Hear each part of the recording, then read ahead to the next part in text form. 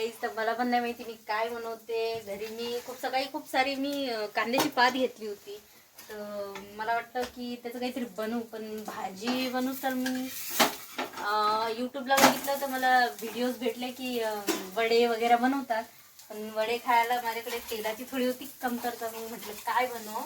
मी बनवले कांद्याच्या पातीचे धिरडे.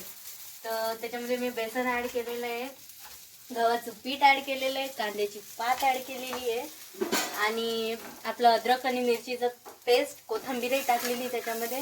तुम्ही बघू शकता माझे धिरडे किती टेस्टी आणि मस्त दिसत आहेत. खरपूस असून भाजून घ्यायचे त्याला. आणि माझा स्वतःचा टचअप म्हणजे त्याच्यामध्ये मी काय केलेलं आहे, 3 अंडे ॲड केलेले आहेत. स्वतःचा टचअप का, कारण की पीठ खूप पतलं आहे. मला माहिती गव्हाचं आणि बेसनाचं पीठ म्हणजे की ते होऊन जातं प्युअर बेसनची पोळी. आणि मला खायचं नव्हतं बेसनची पोळी, मला काहीतरी युनिक करायचं. त्यामुळे मी आता हा व्हेजिटेरियन आहे, याच्यामध्ये मी अंडा मिक्स नाही केलेला आहे. पण हे जे नेक्स्ट मी बनवणार आहे याच्यामध्ये मी अंडे यूज करणार आहे. तर मी अंडे टाकलेले फोडून. सॉरी फॉर लेट झालं, मी दाखवू शकत नाही तुम्हाला की मी काय काय टाकलंय. पण जे बेसिक धिरड्यासाठी गोष्टी असतात त्या टाकलेल्या आहेत. आता त्याच्यामध्ये हे ॲड केलेलं आहे मी अंडे. आता तुम्हाला मी 2-3 अंडे बनवून दाखवेल. सध्या माझा एक गॅसवर चालू आहे, तर जेव्हा मी अंड्याचं बनवते तेव्हा तुम्हाला दाखवते. तर आता आपण अंड्यावाले ट्राय करणार आहे. तर मी आता इथं तेल टाकलेलं आहे. तवा माझा चांगला छान असा तपलेला आहे. तवा मेक शुअर की तवा गरम पाहिजे. तर आता मी पेस्ट टाकत आहे, जस्ट मला लागेल तसं.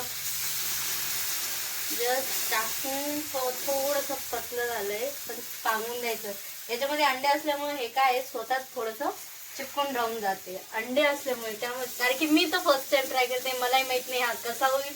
पण जो मी व्हेजिटेरियन बनवलाय हा व्हेजिटेरियन तुम्ही बघू शकता. हा खाऊन तरी मला खूप आवडलेला आहे. खूप असं क्रिस्पी झालेला आहे. Mind blowing. एकदा नक्की ट्राय करा. तर हा आपण खरपूस भाजून घेऊया स्टॉप. तर गाईज, माझा जो विदाऊट अंडे स्टार्ट केलंय ना परत घे. तर गाईज, जो माझा विदाऊट अंड्याचा होता ना, तो त्याला शिजायलाही फार टाइम लागला आणि तो थोडा ना तव्याला चिपकत होता. तर माझ्याकडे नॉनस्टिक तवा तर काही अवेलेबल नाही आहे, पण हा लोखंडी तवा आहे.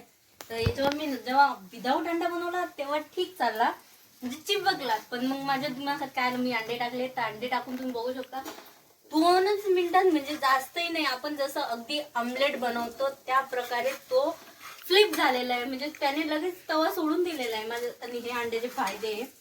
तर हे एकदम, हे बघा तुम्ही, खालून वरून मस्तपैकी झालेलं आहे. आता मी याला फ्लॅट करणार. शबास, वाव, याचं नंतर त्याच्यापेक्षाही भारी आलेला आहे. नाईस. हे काहीतरी वेगळं आहे आणि हे मला फार आवडलेलं आहे.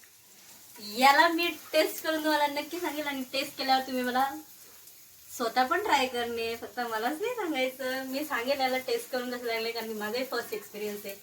तर शिजले की सांगते. तर आता माझा तुम्ही बघू शकता, हा कडकपैकी शिजलेला आहे. या साईडने वन साईड मी फ्लिप तर केलाच होता. तर हे बघू शकता तुम्ही, हा बोथ साईडने एकदम असं मस्त शिजवायचा आहे. आता एक गोष्ट सांगते तुम्हाला, यामध्ये अंडा असल्यामुळे हा थोडा अंड्यासारखं होईल. म्हणजे तुम्ही जर धिरड्यासारखं किंवा मग वड्यासारखं क्रिस्पीनेस मागत असेल तर ती याच्यामध्ये थोडीशी कमी असेल. म्हणजे वरतून तो क्रिस्पी असेल, आतमध्ये तो अंड्याच्या पोळीसारखा लागेल असेल. आता मी तर फर्स्ट टाइम खाते, पण मी ॲज अ एक्सपेरिमेंट म्हणून सांगू शकते, कारण की अंड्यासोबत मी भरपूर एक्सपेरिमेंट करत राहते. तर मी मस्तपैकी याला काढून घेते. तुम्ही बघू शकता याने तवा किती भारी सोडून दिलेला आहे.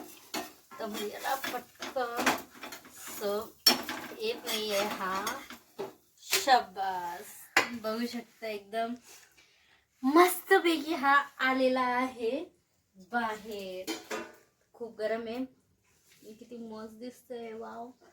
एकदम स्पॉन्जी आहे हा. आणि मेन म्हणजे हा बाहेरून बाहेरून जे म्हणजे आपलं फर्स्ट साईड होती त्या साईडने हा कडक क्रिस्पी आहे. हे बघा, कडक आहे. म्हणजे सेकंड साईज आहे त्यामध्ये तो स्पंजी आहे. सो म्हणजे अदरवाईज ऑल ओव्हर हा गुड आहे. खूप गरम आहे, माझ्याकडून देऊ नका ना. तर ट्राय करूया.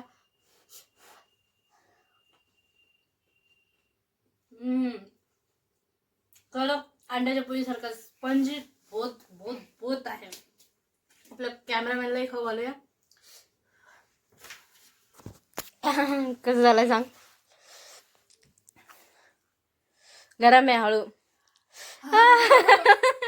त्याला खूप गरम लागलंय, पळायला बिचारा. खरंच खूप छान.